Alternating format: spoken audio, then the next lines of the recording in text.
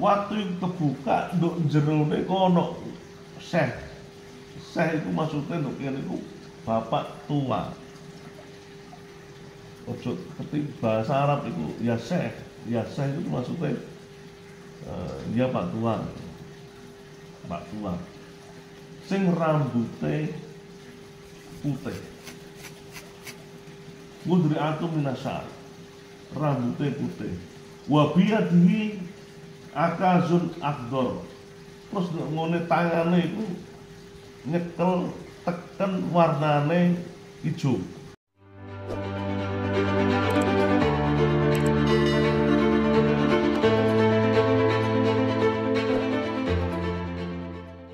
Diskusi dengan Gus Bara itu masalah kitab, enaknya kitab apa? Ringan-ringan ya Gus. Nah, mau terus mukhtarul hadis pilihan. Dan hadis-hadis yang terbukukan tentang kitab kuning ini, kitab kertas kuning, berarti hadis-hadis pilihan sesuai dengan apa sebenarnya sesuai dengan apa yang dikatakan oleh penulisnya, bahwa kitab hadis-hadis yang ditulis di sini adalah hadis yang semuanya sahih. Bismillahirrahmanirrahim. Sekarang hadis yang ke-16. Ittaqillaha haitsuma kunta. Takwalah kepada Allah dimanapun kalian berada.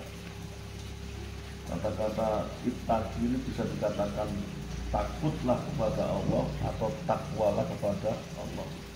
Karena definisi takwa itu adalah dalam bahasa Arab disebut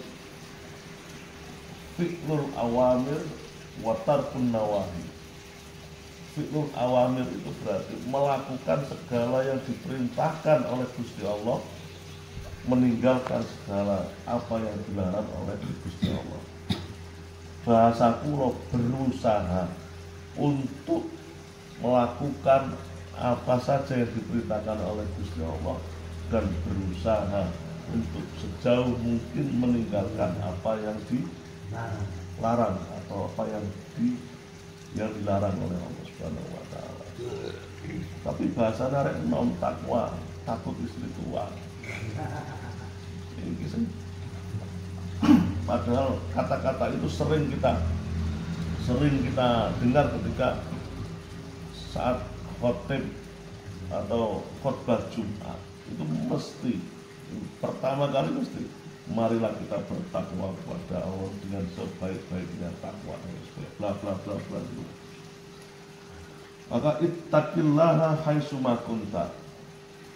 Takutlah kepada Allah atau takwalah kepada Allah haitsuma kunta, dimanapun Anda berada. Wa bi isai'atal hasanata tamhuha. Percayalah bahwa melakukan kebaikan itu dapat menghapus kejelekan. Melakukan kebaikan itu dapat menghapus kejelekan. Tamhuha itu maknanya menghapus sayi'ah. Kemudian wa khaliqin nasa, sebaik-baiknya budi pekerti, maka berlakulah baik kepada manusia. Bikhuluqil hasan, dengan budi pekerti yang baik. Ada 3 tahapan di sini. Yang pertama adalah orang yang bertakwa kepada Allah, orang yang berusaha melakukan apa yang dijalankan oleh Allah. Yang kedua adalah orang yang melakukan kebaikan, itu dapat menghapus kejelekan. Kejelekan di sini banyak sekali para ulama mengatakan. Ada beberapa misalnya kita tidak akan mungkin bisa lepas dari maksiat, susahnya apalagi sekarang. Lagi metu nggo sepeda motor nduk ngarep iku wis ketok, wah mening-mening karo itu. Rambutnya dawa minyak kate mari adus bisa. Kate gak disawang itu yo, memang gak disawang itu piye. Mengarep numpak sepeda. Mosok kate disawang merem, tabrak awake dhewe. Nah itu kan apa namanya, bisa dikatakan maksiat. Arek nom-noman juga ngono saiki. Pengen ngopi golek nggon kopi sing dodol ae. Padahal cedek-cedek ngono kopi sing dodol ya biasa-biasa, tapi sing digolek iki sing ae. Mergo apa? Mergo 2 jam 3 jam nang kono ben apa? Sedep, ben sedep. Kayak gitu-gitu itu ternyata apa? Maksiat. Nah, maksiat itu as-sayyi'ah. Nah, kemudian itu bisa dihapus dengan apa? Dengan melakukan kebaikan. Didefinisikan kebaikan itu apa? Siji. Kebaikan itu apa? Wudu. Ternyata maksiat-maksiat yang kecil itu apa? Diwudoni kemudian salat 2 rakaat hilang. Diwudoni kemudian ngaji hilang. Diwudoni kemudian maringi duit nang arek yatim hilang. Nah, dosa-dosa yang cilik-cilik pun bisa dihapus dengan kebaikan-kebaikan itu. Seperti itu. Karena apa? Karena mohon maaf, ini khusus nanggone umat Kanjeng Nabi. Istimewanya apa? Awake dhewe duwe nabi sing paling jos.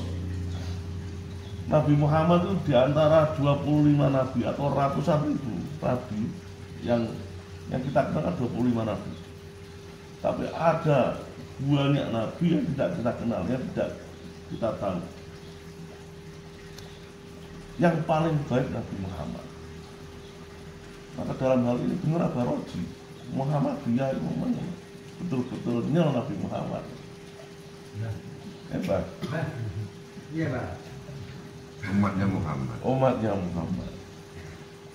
Makanya kula eling enten apa jenenge guru kula itu dawuh biyen nek tak gau mulai kitabe kok ketemu keistimewaane dadi umat Kanjeng Nabi Muhammad. Akhirnya kula golek kitabe ketemu ten ngene jenenge kitab An-Nawadir karangane Syihabuddin bin Ahmad Salamah Al-Qulyubi. Ini yang Mesir ya. Syihabuddin bin Ahmad bin Salamah Al-Qulyubi itu nulis kitab jenenge An-Nawadir. Kitab An-Nawadir ini salah satunya menjelaskan tentang kehebatan umat Kanjeng Nabi Muhammad. Bismillahirrahmanirrahim. Bahkan ini disandingkan oleh umat Nabi sebelumnya, yaitu Nabi Isa. Al-Hikayat As-Salisata Asyara. Hukiyah diceritakno anak Isa alaihi salam.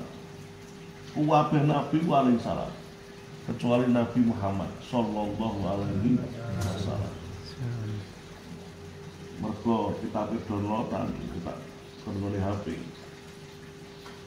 Anak Isa alaihi salam karena fisiyahatihi. Ketika dalam keadaan jalan-jalan. Jalan-jalan itu para nabi biar melaku. Makanya Abah Soleh itu seneng melaku. Nanti kalau keluar tergone sampai tergone NTB ke Bang. Dulu MotoGP. Ya bicara dulu MotoGP. Seneng melaku-melaku. Karena apa?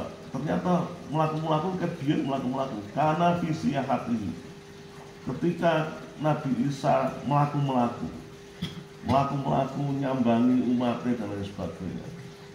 Nah, dugaan kula ini di Bethlehem atau di sekitar daerah Palestina.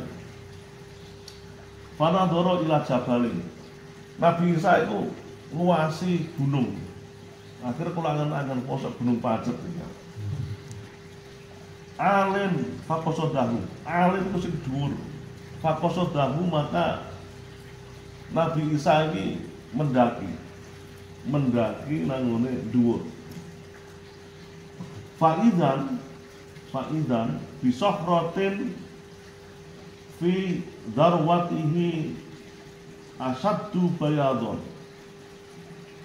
Faidan itu menunjukkan kata-kata artinya tiba-tiba. Di puncaknya itu ada batu, sokro itu batu sing banget putih, asad dubayadon. Sokro sot ho ro tak mabuto. Itu maknane batu cadas. Makanya tenggone Palestina niku wonten jenengan napa jenenge Masjidil Aqsa. Tenggone Masjidil Aqsa niku kan enten masjid kalih. Satunya masjid Kibli, satunya masjid sing kubahe emas. Masjid kubah emas iku ten mereka jenenge Masjid Qubatus Sokro. Masjid sing melindungi, sing duwe kubah sing melindungi batu cadas. Artinya itu. Nah, itu masjid itu sing memprakarsai sapa Sayyidina Umar. Jenenge Masjid Qubatus Sokro. Kubah emas sing melindungi batu cadas. Nah, kubah emas itu biyen dudu emas, aluminium bronzi saking Italia. Kemudian Raja Abdullah pertama itu nyumbang 80 kilo emas dilelehno digawe kubah niku. Raja Abdullah Yordan. Lha kok ngerti? Kula diceritani karo gawe masalah. Pas ziarah mereka diceritani ambek gawe. Iki emas kalau takoni ngono. Iya katanya ini emas 80 kilo dari sumbangan dari Raja Abdullah. Nah, Qubatus Sokro. Nah, untuk melindungi Sokro itu batu pijakan yang diinjak oleh Kanjeng Nabi untuk Mi'raj. Mi'raj itu dari situ menuju ke Sidratul Muntaha. Isra itu kan perjalanan dari Mekah ke Masjidil Aqsa. Mekah ke Masjidil Aqsa. Kalau buka bukunya, kitabnya, ternyata Masjidil Aqsa pada zaman Kanjeng Nabi dereng berupa masjid. Karena kata-kata masjid itu adalah di mana bumi itu bisa dipakai untuk sujud. Itu disebutnya masjid atau tempat sujud. Bukan masjid dalam hal bangunan, nopo jenenge besar, sah untuk apa jenenge sah untuk melaksanakan sholat Jumat, kemudian di bangunan kecil musola. Ternyata bukan itu, tapi masjid adalah waktu itu zaman Kanjeng Nabi adalah tanah yang dipakai sujud oleh Kanjeng Nabi ngimami beserta para nabi yang lain di Masjidil Aqsa. Masjidil Aqsa itu kata-katanya sing paling pojok, sing paling adoh, masjid sing paling adoh, nggon sujud sing paling adoh. Cara bahasa terjemahan. Nggon sujud sing paling adoh jenenge Masjidil Aqsa. Pun. Kemudian kondimen. Maca niku. Barang sampai dhuwur, sampai pucuk gunung itu ketemu Asaddu Bayadon. Banget putihnya minal labani, koyok putih susu. Koyok putih susu minal labani. Fasara yamsi haulaha wa yata'ajjabu min husniha.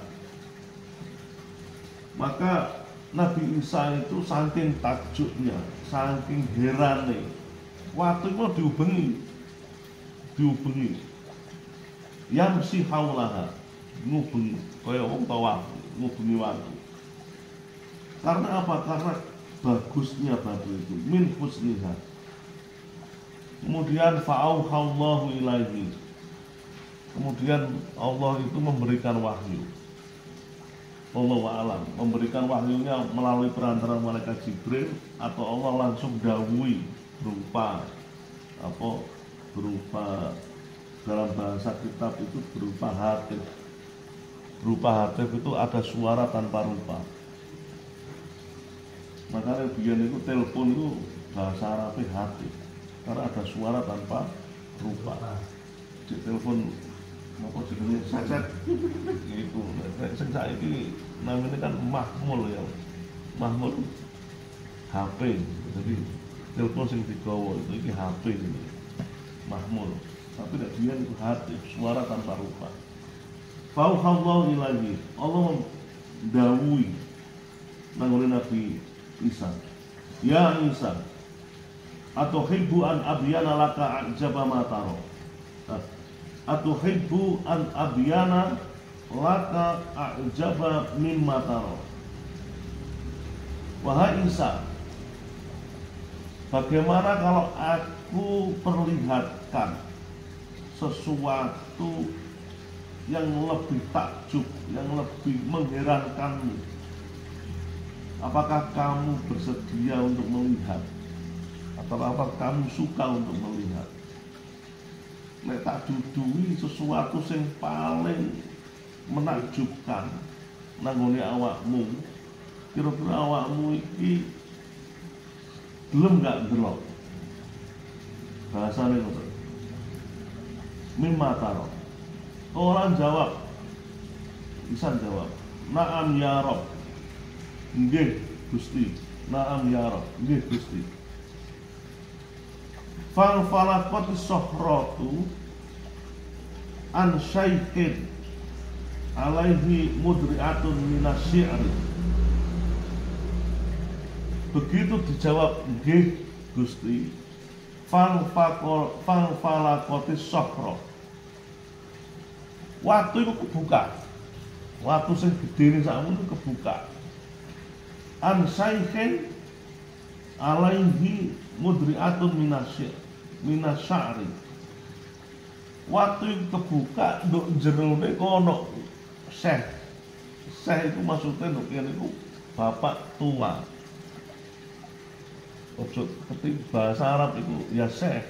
Ya syekh itu maksudnya dia pak tua. Pak tua. Sing rambutnya putih. Mudri'atun minasyari. Rambutnya putih. Wa biyadihi akazun akdor. Terus ngone tangane itu nyekel teken warnane ijo. Wa baina ainaihi ainabun. Nduk ngarepe ana pohon kurma.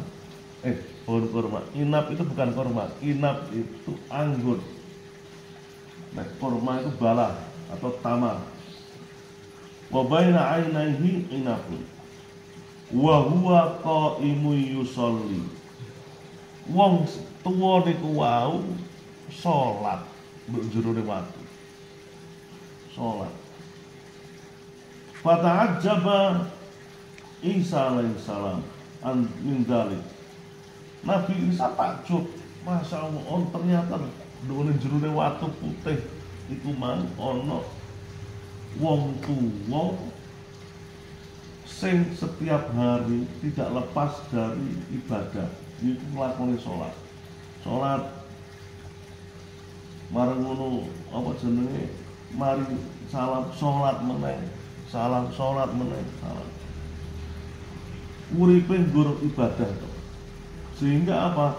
Fakola Nabi Isa itu mencari waktu senggangnya, pokoknya mari salam langsung tak takon itu.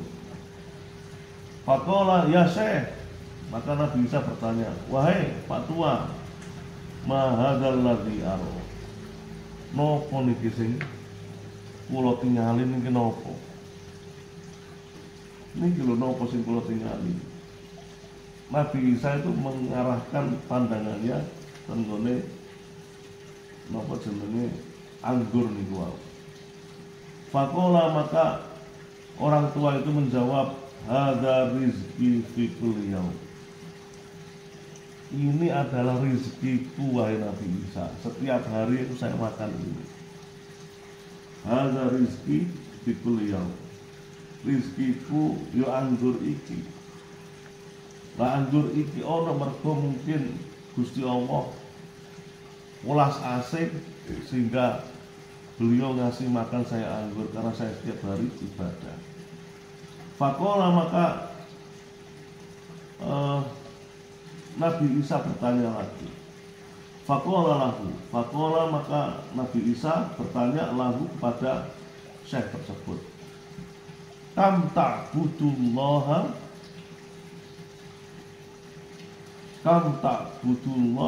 fi hadzal hijri. Pinten taun panjenengan ibadah nang Gusti Allah ing jero watu. Pinten taun kam ta'budullaha fi hadzal hijri. Pinten taun panjenengan ibadah nang Gusti Allah di jero watu itu. Faqala, orang tua itu menjawab, arba'umi'ah sana, 400 tahun. 400 tahun umatnya Nabi Isa. Urip nggur sholat terus. Baru 17 njero watu. Faqala Isa, maka Nabi Isa bertanya lagi atau mengatakan sesuatu kepada Allah. Ilahi, wahai Tuhanku, wahai Allah, wa sayyidi, ma aqulu annaka khalaqta khalqan afdal min hadza. Tuhanku ya Allah, saya melihat bahwa orang ini itu mungkin pendapatku ini, pendapatnya Nabi Isa maksudnya, mungkin adalah orang yang panjenengan ciptakan, orang yang paling baik di muka bumi ini. Ini mergo kowe gak ono urip liya, kowe gak duwe bojo, kira-kira keterangane duwe anak buka, 400 tahun uripe salat. Apakah orang tua itu adalah orang yang panjenengan ciptakan sebaik-baiknya makhluk di muka bumi? Fa'auhallahu ilaihi, maka Allah menjawab, Allah memberikan wahyu menjawab pada Nabi Isa, inna rajulan min ummati Muhammadin sallallahu alaihi wasallam adraka syahr Sa'ban wa shalla lailatan nisfi minhu afdalu indi min ibadati hadzal arba'umi'ah sana. Jawab Gusti Allah, sesungguhnya kalau ada orang dari umatnya Nabi Muhammad sing menangi bulan Sa'ban saiki Sa'ban dan sholat wengi pada malam separuh nisfu Sa'ban. Tapi para ulama ada yang mengatakan pokoknya sholat di malam bulan Sa'ban afdalu indi min ibadati hadzal arba'umi'ah sana. Mungguhe Gusti Allah itu luwih apik daripada umat Nabi Isa sing sholat 400 tahun. Jadi abaroji sholat 2 rakaat di bulan Sa'ban itu luwih apik daripada umat Nabi Isa sing uripe sholat tok 400 tahun. 2 rakaat. Iki nek gak nabine sing jos gak mungkin. Mergo napa? Mergo umat Kanjeng Nabi Muhammad sallallahu alaihi wasallam. Soale napa? Awwalu man dakhala jannah itu. Kanjeng Nabi diberi privilege khusus oleh Allah sak umate pertama kali masuk surga. Nabi-nabi yang lain sik kosek ngenteni Nabi Muhammad di umat. Ngenteni apa? Abang duluan Muhammad Soleh, Muhammad Dunia, duluan saya Makroji, belakang. Umatnya nomor Nabi Soleh dulu. Ini Muhammad dulu yang masuk. Akhirnya nopo ketemu bahwa di antara salah satu keutamaan bulan Sya'ban ini, kemudian di antara salah satu keistimewaan umat Kanjeng Nabi Muhammad ternyata ini mau. Sampai akhirnya apa? Fakola Isa, maka Isa menjawab alaihi salam, ya laitani kuntu min ummati Muhammadin sallallahu alaihi wasallam. Wahai Gusti, mbok menawa kula saged menjadi umatnya Muhammad sallallahu alaihi wasallam. Iku Nabi Isa ngomong ngono. Saking kepingin. Padahal jaraknya antara Nabi Isa kali Nabi Muhammad ini 600 tahun. 600 tahun. 600 tahun, ada yang bilang 580. Orang sing ngomong 550. Tergantung arek deloke nang kalender Hijriah apa Masehi. Tapi yang jelas kalender sing sakniki niku 2025 itulah kalender Masehi. Maksudnya Masehi itu Nabi Isa. Itu dihitung untuk apa niku? Wafate napa? Lahire Nabi Isa. Berarti 2025. Itu berarti 2025 tahun yang lalu. 2025 tahun yang lalu. Padahal kalau dulu mau piramid itu saya itu 5.000 tahun yang lalu. Itu berarti jauh sebelum Nabi Isa. Artefaknya masih bisa ditemukan. Bahkan Fir'aun Nabi Musa utuh ditemukan. Dengan buka oleh Google. Ramses II itu Fir'aun Nabi Musa. Nah, Nabi Isa ternyata dia uripe tentu. Makanya ketika di Palestina itu wonten setelah versi Kristen setelah disalib kemudian dikubur menengone gereja kebangkitan jenenge kami satu nahno gereja kebangkitan. Tapi sing garing gumun kula niku di napa jenenge gereja niku kira-kira 5 meter ngarepe niku ana masjid cilik jenenge Masjid Umar. Kalau buka-buka buku ketemu cerita bahwa ketika Sayyidina Umar dapat membebaskan Palestina dari cengkraman Konstantinopel, ditawari oleh pendeta sana itu untuk sholat di dalam gereja, tapi Sayyidina Umar tidak mau. Mohon maaf, bukan karena saya apa-apa, saya nggak ada masalah. Saya khawatir gara-gara nanti saya sholat di sini, nanti umat-umat saya itu akan menghancurkan gereja Anda dan mendirikan masjid di sini. Lebih baik saya sholat di depan saja. Di depan kira-kira 5 meter dari gereja An-Nahdlatul itu ada masjid cilik. Ternyata itu ada monumen bahwa Sayyidina Umar pernah sholat. Karena apa? Karena Palestina saat itu dinamakan Sam. Sam itu meliputi Syria, Jordan, Lebanon, Palestina, Israel, di 5 negara. Dan yang paling ramai saat itu pada zaman itu Baitul Maqdis. Makanya Kanjeng Nabi itu bikin berdagang itu kesan itu dugaan pulau penghuni Baitul Maqdis. Karena disitulah tempat bertemunya seluruh pedagang dimanapun berada sampai akhirnya terus jadi nang rame ini sampai saya. Liar-liarnya itu yang boten, tapi dugaan keras pulau boten. Karena apa? Karena jalur apa namanya perdagangan, jalur emasnya itu ada di Jordan, yaitu Sajaratus Sahabi. Ono wit sing gedhe sakmono saiki niku biyen sing mayungi Kanjeng Nabi ketika berdagang ke Sam. Karena apa? Karena sifatnya Nabi itu pasti dilindungi oleh Allah. Tudhilus sahab.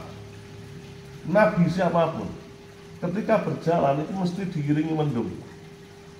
Dan tanda-tanda ini wis dititeni kali orang Yahudi. Orang Yahudi itu orang yang saat itu yang paling berpengetahuan daripada